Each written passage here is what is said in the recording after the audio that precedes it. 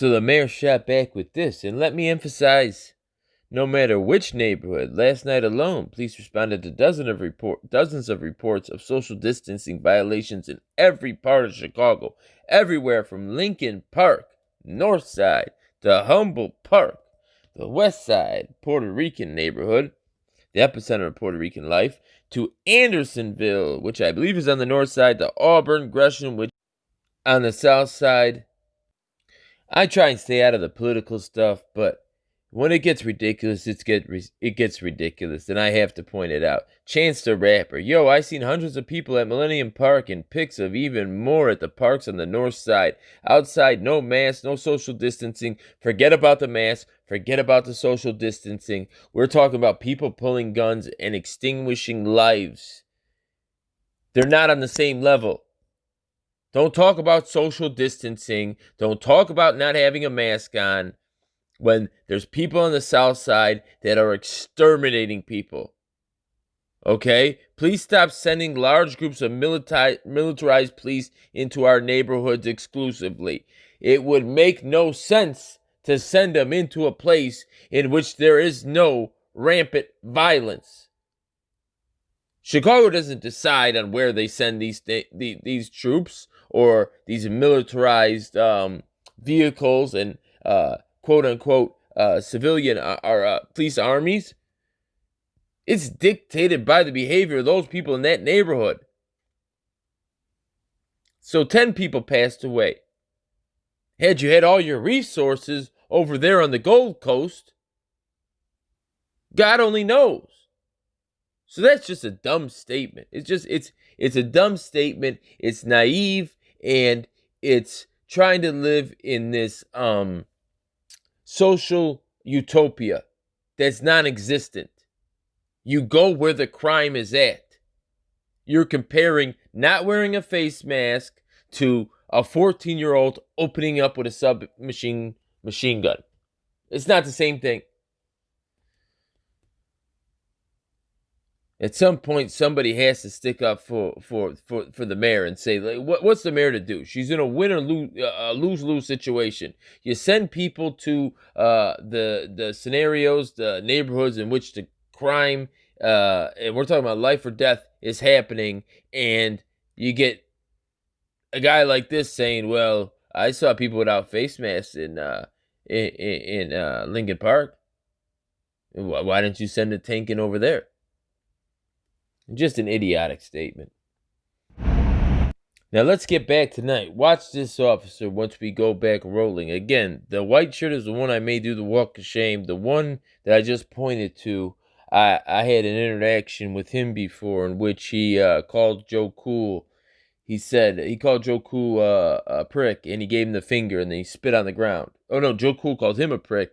The officer gave him a finger and spit on the ground, and this guy came for backup, and he just lied. He just made up stories that didn't happen. Either way, now, you've seen the reasoning and why people should be wearing masks, right? It's been 2 months ago they should have been wearing masks, but you've seen the mayor finally, oh my God, they're not wearing masks? Like as if she needed a viral video to go on the news for her to be told that. But watch what happens. Because the sergeant's telling him right now that's disorderly product news. So watch him and watch his behavior and see what he does.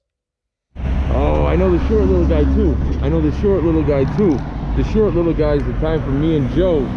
It's from the opening when I'm going around in a circle and I'm talking shit. And it's from the opening where it's black and white in my videos. He was one of the officers there. It was me and Joe Cool and Chuck Bronson and presto changeo, he turned his back and all of a sudden he's got a PPE on. Now, I'm about to show you the walk of shame, the worst walk of shame ever, but first I gotta call this guy out on wearing his PPE all the time, not just when Disorderly Product News shows up. Auditing Chicago. He was one of the guys that, yeah, he didn't have his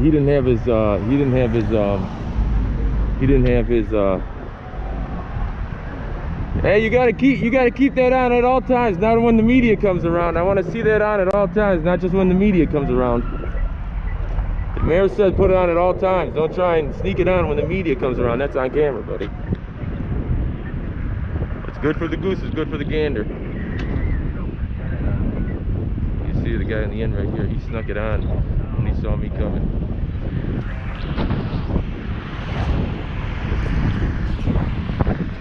But remember, when we forget to turn our lights on or put a seatbelt on, it's a $225 fine. All he has to do is turn his back and put his mask on. So we're held to much higher standards than they are. But it's the way of the beast. Anyways, let me end this by showing you the worst walk of shame ever. Watch this gentleman. He expects to go up to he expects me to be a regular citizen. I'm not bothering him. I am filming. I'm on the other side of a fence, but he wants to put his beak in my business.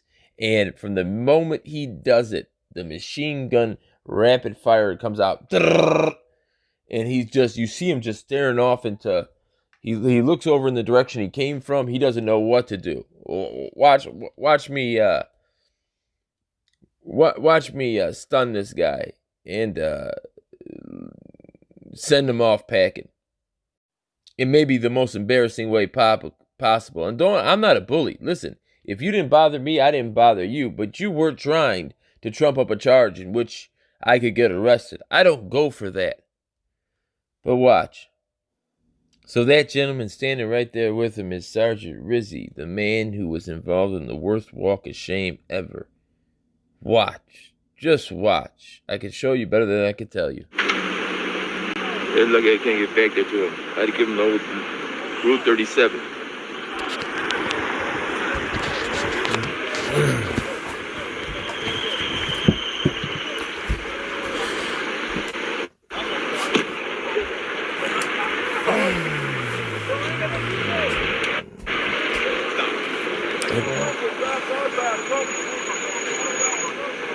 They're taking him, that's why he's so bad. Can I help you? No, Sarge, can I help you?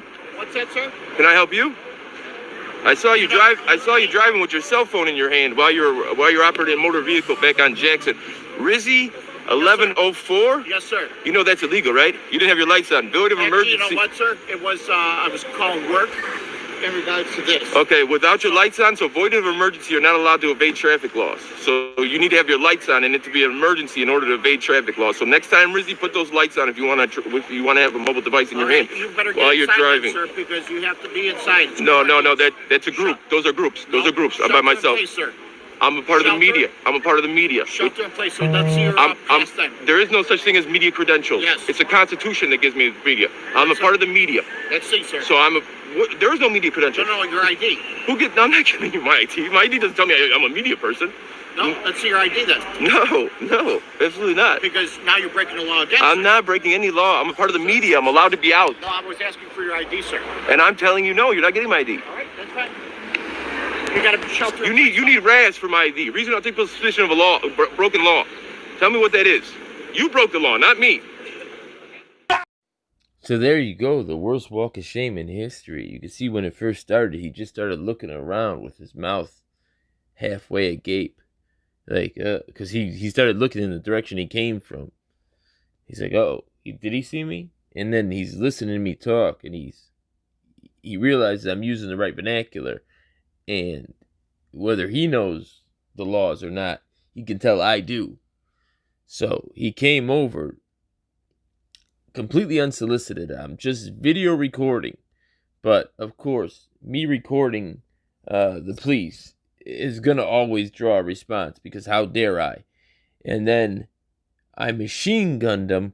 And he ended up right back where he started, hands in his pocket, walking off. But it's guys like this who cannot let it go. So watch, he had to have the last laugh in his mind. So watch what he does. He was the chief. He lost his gig to after the shooting, some shooting incident. Oh yeah. And it went to a chick. You filming me, bro? You filming me? You don't have your seatbelt on. That's a 1-day suspension. DPD policies and directives. And you don't. It is actually a 1-day suspension for not wearing your seatbelt, and it should be. You're out there giving $225 tickets for no seatbelt. Well, there you go. His ego got the best of him, and you saw what happened. It didn't end well for him. So, Sergeant Rizzi, it'd be much easier if you followed the rule of law instead of your own biases, your own ego. If you're going to come and try and use your police powers on me, you better damn well know who's essential and who's not. I think you got a lesson right there in underestimating who you're talking to. Not everybody is going to bow to your commands, and some people are going to know the law better than you, and some people are going to know the law 10 times better than you. So, Rizzi, enforce law and order. That's what we're asking from you. Nothing more, nothing less. My name is Disorderly Product News. It is Saturday night. There is a curfew for non-essential workers. Luckily, I am an essential worker, but to you and yours, good night!